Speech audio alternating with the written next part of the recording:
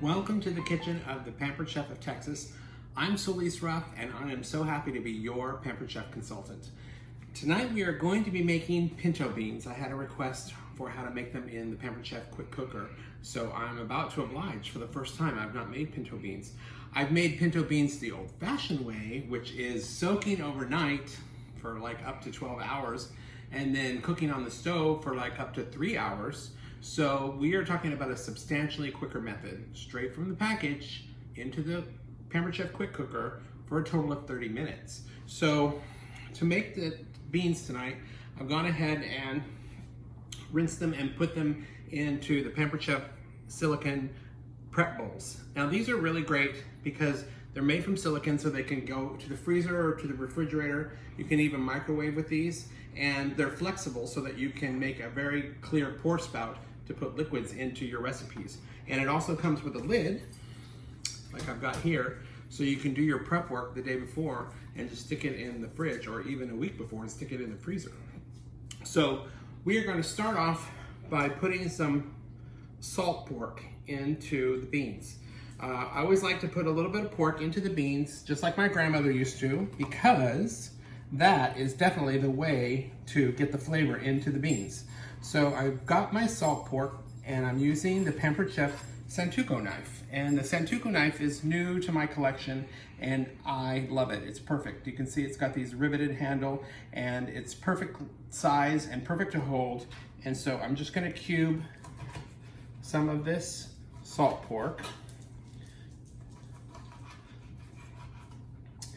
And then I'm gonna go ahead and put that into the Pampered Chef quick cooker.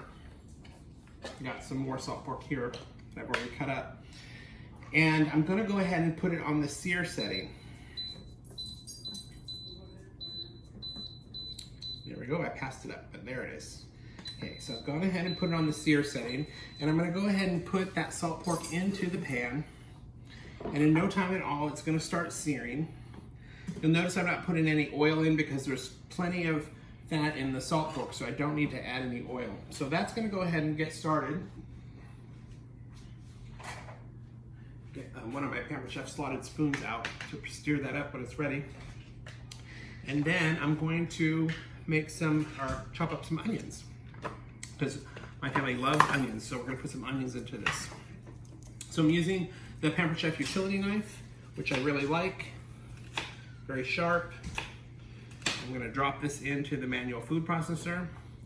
And if you, like me, have a food processor already, mine is an electric device. It's very nice, lots of attachments, big hassle to take apart and clean. And what I love about this manual one is it's just basically two pieces, a top and then this bottom, and it's manual. So as soon as you push down on the handle, it spins the blade, and the more you push, the finer the chop you get. So for this particular recipe, I'm gonna probably want to chop them a little bit finer than I might not normally chop. I like onions, so I don't mind them chunky. But in this particular recipe, I want to taste the beans and not so much see all of the onions. So I'm giving them a fairly fine chop. That looks like it should be enough. Yes, they did a great job. And with the lid on, no room for tears. Let me get my Pampered Chef scraper out. I'm gonna pop this blade out, and you can really hear that salt pork searing now. I'm gonna go ahead and drop all these onions into this. And that was about 2 small onions. I'm not going to add any salt because we're using salt pork, and so that should have plenty of sodium. As the beans are finished, I can taste them, and then I can add salt to taste at that point, but I don't want to oversalt them. But I do want to add some pepper. So this particular recipe calls for a tablespoon of pepper, and that's why I'm adding 2, because I love pepper.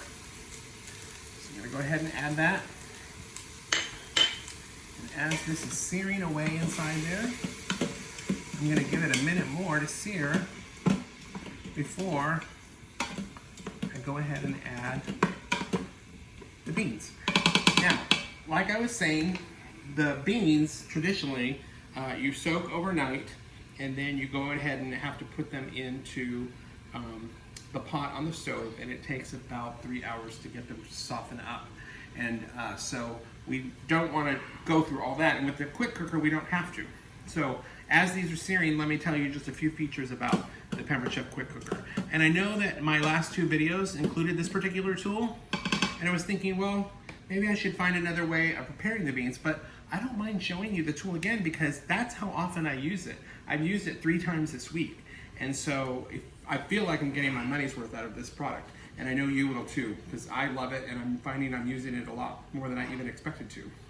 So I'm gonna go ahead and show you that it's got handles on the side that you can lift and carry this around. So it's gonna stay out on my counter all the time. Usually it's under the counter so I don't see it all the time. But it's real easy to tote around. This container inside the steel pan lifts out and is dishwasher safe, so it's very easy to clean. And the protective casing you don't feel the heat even when it's at full pressure, which is great. And it looks like my searing is going just great. So I'm gonna go ahead at this point and add the beans. So I've got 1 pound, I have 1 full package of pinto beans. And then I'm gonna go ahead and put in a full 48 ounces of chicken broth.